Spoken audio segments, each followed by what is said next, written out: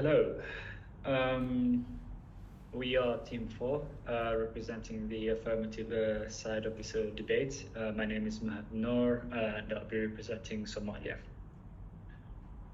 And I'm Wesonga Risi. I'll be representing Kenya. Together, we'll be arguing why genomic testing in minors should require the child assent alongside parental consent. In this debate, we'll demonstrate why involving children in decisions about their genetic test is ethically imperative, legally supported, and clinically sound. So, decoding a child's DNA is becoming more common in pediatrics, and diagnosing rare diseases to predicting future health risk. Traditionally, only parental consent it was sought for minors, meaning the child's own wishes might have been overlooked. We believe this needs to change, and our stance is that minors' assent, the informed agreement, should be required alongside parental consent for genomic testing. This is simply put, the child should have a say in testing that could affect their life and identity. This is about giving full decision making. This is not about giving full decision making to young children, but rather it's about respecting their emerging autonomy and ensuring decisions serve their best of interest. International children's rights frameworks echo this. Children capable of forming views have the right to express them in matters affecting them.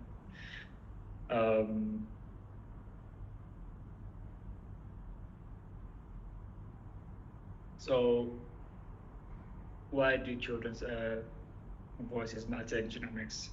Firstly, it's a matter of fundamental rights and dignity. The famed Gillick case in the United Kingdom established that children have autonomy rights and can participate in medical decisions affecting them. Likewise, the United Nations Convention on the Rights of the Child child's perspective guarantees youngsters the right to be heard in matters that affect their lives. Ignoring a capable child's perspective in genomic testing will violate these principles. Secondly, an ethical imperative grounded in the child's best interest. Tests often have far-reaching consequences, revealing risk for future diseases or lifelong information. Best interest standards in pediatric care could demand balancing immediate benefits with the child's future autonomy. Thirdly, experts agree in involving the child. The Royal College of Physicians 2022 on childhood genetic testing concluded that decisions should involve the child whenever possible. Major medical bodies such as the American Academy of Pediatrics and the American College of Medical Genetics recommended obtaining the child's assent for predictive genetic testing when feasible. Additionally, the European Pediatric Ethics Guidance emphasizes a child's basic right to be heard according to their maturity. In summary, requiring a child's assent isn't a radical idea. It's a logical evolution of ethical medical practices, which respects the young persons as a stakeholder in their health and ensures decisions truly serve the well-being and the prevailing professional standards. To further affirm our points, ethical and legal. In terms of ethical and legal perspective, this is supporting the child's emerging autonomy, where children have been recognized their rights to be heard according to UNHCR, and when they're sufficiently mature, we need to be able to allow them to make their own health choices, and asking for assent will honor this right of the children and also be able to recognize them as stakeholders in their own healthcare decisions, and also will offer them self-protection, check that no adult can provide at this point.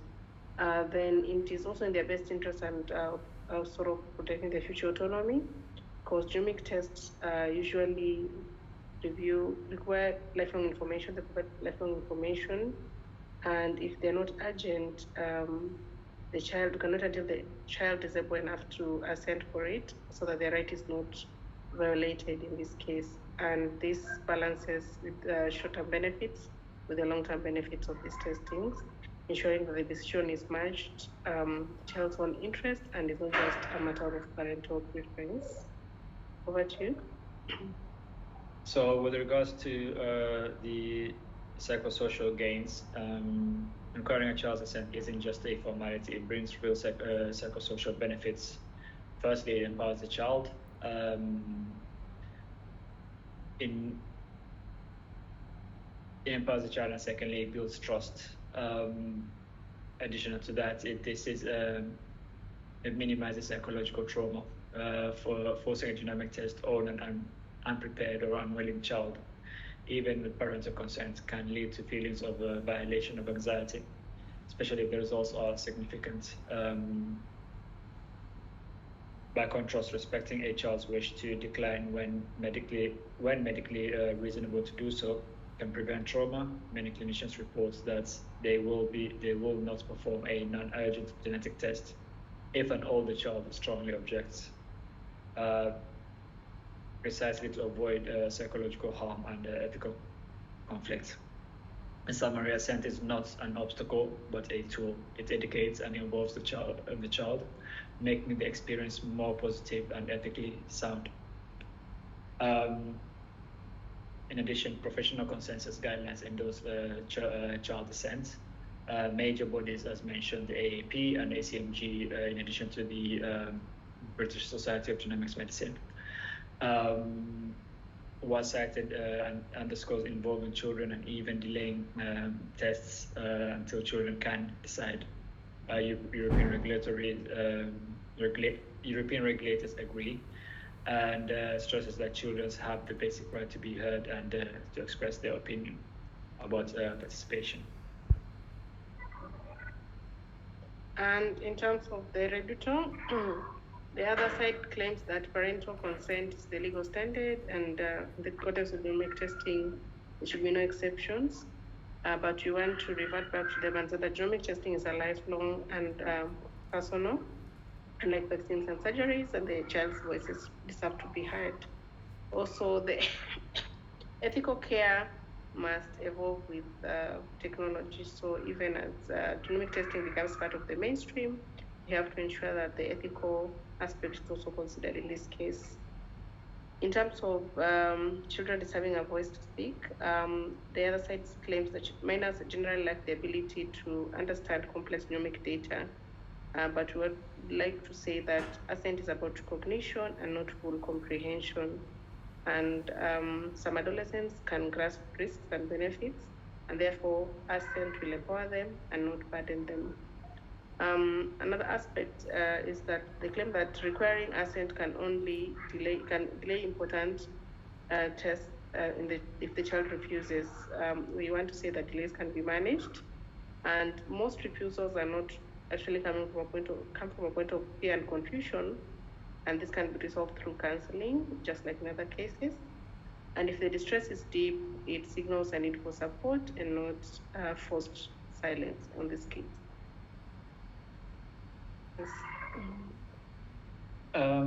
So assent strengthens trust. The opposing team claims parents are the child's best advocates, which is true. However, this is parental consent alone should not be sufficient. We agree that parents generally have their children's best interest at heart, and are the legal decision makers for minors. However, parental authority is not absolute. Ethically and legally, it is bounded by the child's welfare. By the child's welfare, emphasis has been made that parental rights must be exercised in the child's best interest, and it acknowledges children's own autonomy rights in the decision making. If a parent votes for something clearly against the child's welfare, healthcare professionals will justifiably intervene. In the context of genetic testing, including the child's assent actually helps ensure we are meeting the child's best interest.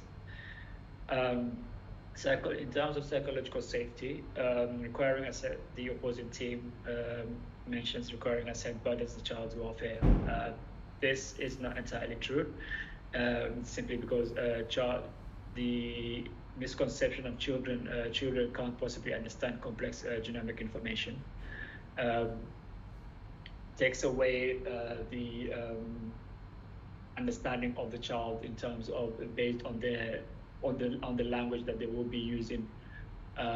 You will not expect a child to understand DNA extraction or DNA sequencing, but they will be able to understand if it's explained that a blood test will be taken that will help them understand more of what the condition that they have, or that will help them in their care. So the key thing here is adapting the language to the child with consideration of the age of the child. By the age of 7 to 11, kids can often understand a basic assent script or one-pager.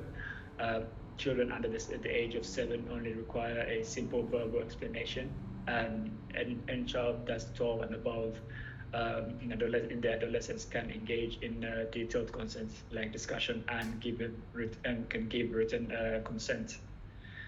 Having said that, assent respects developing autonomy, strengthens trust for the healthcare, and promotes the autonomy of the child moving forward. And without closing remarks, requiring child assent alongside parental consent is the only ethical step in pediatric genomics. It honors the children as people with developing autonomy, safeguards both their immediate and long-term well-being, and deepens trust, laying the groundwork for lifelong engagement with healthcare and future genetic choices. Nothing about me without me captures the principle. Genetic data are intensely personal and long-lasting, so minors deserve a voice. Asking for assent tells young patients their feelings and understanding counts, embodying medicine's core values of compassion, respect, and justice. The call for assent is grounded in law, bioethics, and global guidelines. It strengthens, not hinders. And we therefore urge a firm yes to child assent in genomic testing, advancing more humane child care for all. And these are references that we used. Thank you.